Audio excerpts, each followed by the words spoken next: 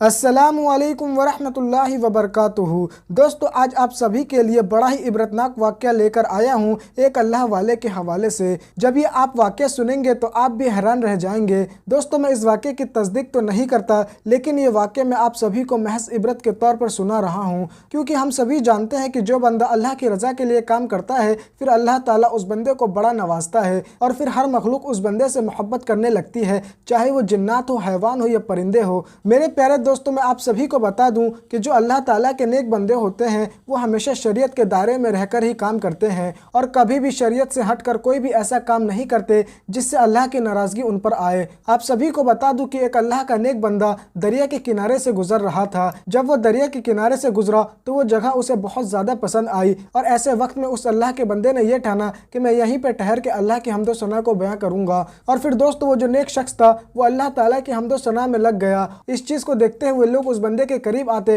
और उससे दर्स हासिल करते, उससे अच्छी अच्छी बातें सीखते। दोस्तों, धीरे धीरे करके वहाँ की आबादी बढ़ना शुरू हो गई। लेकिन दोस्तों, जहाँ पर अच्छाई होती है वहाँ पर ही बुराई भी देखने को जरूर मिलती है। जहाँ ये अल्लाह का नेक बंदा तमाम लोगों को हक की तरफ ले जा रहा था, तमाम लोगों को सच्चाई की तरफ ले जा रहा था, अल्लाह की तरफ ले जा रहा था, वहीं उसी जगह पर कई सारे हराम काम भी होने लगे। कई सारी ऐसी दुकानें भी खुल गई जहाँ पर हराम चीज़ें बिकने लगी, जैसे कि मिसाल के तौर पर शराब की दुकानें। ऐसे वक्त में ये जो अल्लाह का नेक बंदा था उसे बहुत ज़्यादा तकलीफ होने लगी कि जिस जगह पर अल्लाह का जिक्र होता है वहीं पर इस तरह की चीज़ें खुल जाना ये बड़ा ही अफसोस का मुकाम है। ऐसे में ये अल्लाह का बंदा सोचने लगा कि किस तरीके से लोगों को इन हराम चीज़ों से रोका जाए, और इसी चीज़ को देखते हुए ये बड़ा परेशान था। लेकिन तभी अचानक लोगों ने यह देखा कि वही अल्लाह का बंदा जो लोगों को शराब पीने से रोकता था, लोगों को हराम काम करने से रोकता था, लेकिन आज यही अल्लाह का बंदा शराब के ठेके पर जा रहा है और शराब की बोतलें खरीद रहा है। दोस्तों, लोग बड़ा ही हैरान परेशान थे कि ये कैसे मुमकिन हो सकता है कि जो बंदा अल्लाह की रज़ा के लिए काम करता था,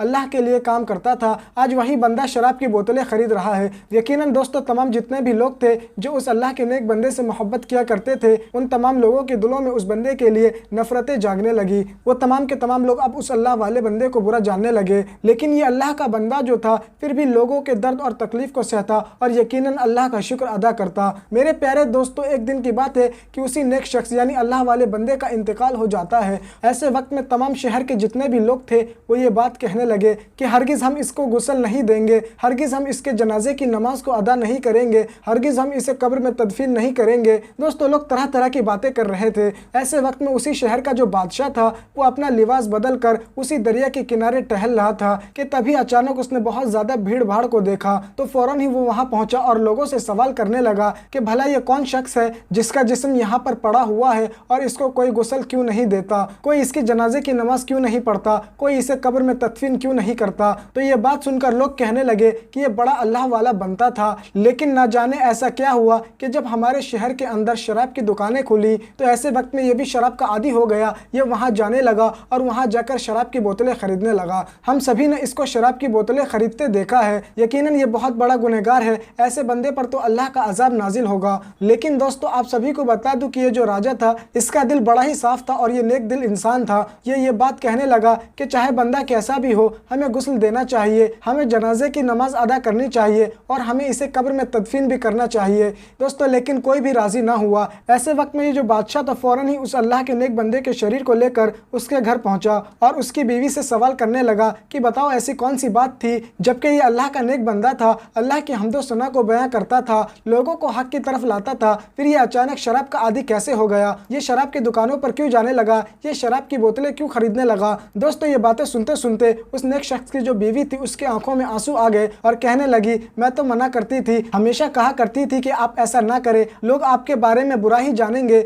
लोग आपको बुरा ही कहेंगे, आप चाहे कितना भी अच्छा बनने की कोशिश करें, चाहे आप कुछ भी कर लें, लोग आपके जनाजे की नमाज को अदा नहीं करेंगे, लोग आपको कब्र में तदफीन नहीं करेंगे। इन बातों को कहते कहते वो औरत रोती जाती। फिर बादशाह ने ये बात कही कि बात क्या है, पूरी तरीके से बताओ। तो दोस्तों, ये जो औरत थी वो ये बात कहने लगी कि दरअसल मेरे जो शौहर थे वो बड़े ही नेक थे। जब इस शहर के अंदर शराब की दुकानें खुल गई, हराम चीज़ों की दुकानें खुल गई, तो वो बहुत ज़्यादा परेशान रहा करते थे और सारा दिन वो जो भी कमाते उसका 1/4 जो होता वो मुझे देते और बाकी जितने भी पैसे बचते उन तमाम पैसों का वो शराब खरीद लिया करते थे और शराब को खरीदने के बाद उसे दरिया या नाली में बहा दिया करते थे लोगों की नज़रों से बचकर, ताकि ये शराब की बोतलें ज़ाया हो जाएंगी। तो ऐसे वक्त में बहुत से ऐसे लोग हैं जो हराम चीज़ों से बच जाएंगे, हराम पीने से बच जाएंगे। मेरे शौहर हमेशा ये काम तन्हाई तन्हाई में किया करते थे, इसीलिए कभी भी उन्हें किसी ने नहीं देखा। और वो हमेशा ये बात कहा करते थे कि चाहे दुनिया वाले मेरे बारे में कुछ भी कहे, लेकिन जब मेरा इंतकाल होगा तो मुझे गुस्ल देने वाला एक बादशाह ही होगा, मेरी जनाजे की नमाज पढ़ने वाला एक बादशाह ही होगा, मुझे कब्र में दफन करने वाला एक बादशाह ही होगा।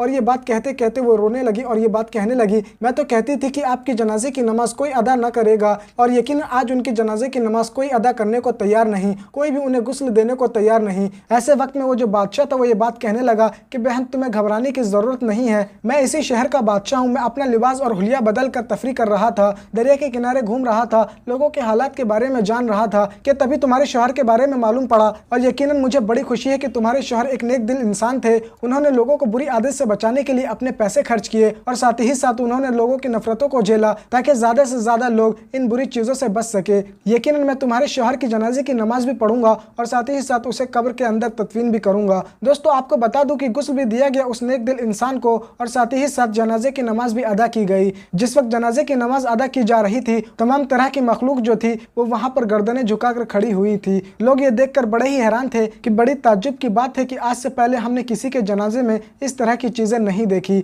हर तरह के जानवर मौजूद थे, हत्ता कि जब कब्र में तदफीन करने की बारी आई तो ऐसे वक्त में एक बड़ा ही भयंकर सांप जो था वो उस जनाजे के सामने आ गया और ऐसा महसूस हो रहा था कि जैसे वो सलामी पेश करने के लिए आया है। लोग देख के बड़े हैरान थे, लेकिन वो जो बादशाह था वो ये बात कहने लगा कि तुम्हें घबराने की जरूरत नहीं है, ये सांप हमें कोई नुकसान नहीं पहुंचाएगा क्योंकि ये अल्लाह का नेक बंदा था और शायद ये सांप उसे सलामी पेश करने के लिए आया है। दोस्तों लोगों ने बड़ी ही हैरत भरी निगाहों से देखा कि वो जो सांप था वो खुद ब खुद वहां से चला गया और उसने किसी को कोई नुकसान नहीं पहुंचाया। दोस्तों ये बात बिल्कुल सच है कि जो बंदा अल्लाह की रजा के लिए काम करता है, अल्लाह से मोहब्बत करता है, तो फिर अल्लाह ताला कायनात के तमाम मखलूक के दिलों के अंदर उस बंदे के लिए मोहब्बत को पैदा कर देता है। इसीलिए हमेशा वलियों का एहतराम करना चाहिए, उन्हें कभी नाराज नहीं करना चाहिए। दोस्तों मैंने जैसा कि पहले भी आपको बताया है कि मैं इस वाक़े की तस्दीक नहीं करता, ये वाक़े महज मैंने आप सभी को इबरत के तौर पर सुनाया है कि अल्लाह के जो नेक बंदे होते हैं वो हमेशा अल्लाह की रजा के लिए काम करते हैं। उनको कोई भी ऐसा काम नहीं होता कि जिसकी वजह से अल्लाह की नाराजगी उनके ऊपर आए। दोस्तों अगर सच में आपको ये वाक़या पसंद आया है तो इस वीडियो को लाइक कीजिएगा और इस वीडियो को ज़्यादा से ज़्यादा शेयर कीजिएगा